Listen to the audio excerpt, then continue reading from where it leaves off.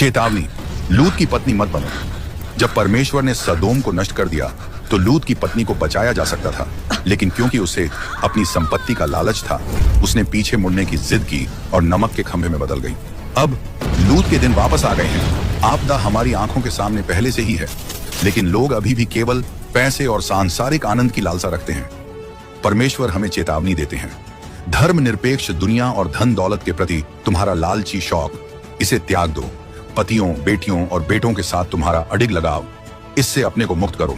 आह, तुम्हारे दृष्टिकोण और पूर्वाग्रह, इनसे पीठ मोड़ ढलो। आह, जागो, समय कम है। आत्मा के भीतर से देखो, ऊपर देखो और परमेश्वर को नियंत्रण करने दो। कुछ भी हो जाए, लूत की दूसरी पत्नी न बनो। बेकार समझकर छोड़ दिया जाना कितना दयनीय होता है, सचमुच कितना दयनीय। आह, जागो। यदि आप पीछे मुड़ने को तैयार हैं, आमीन।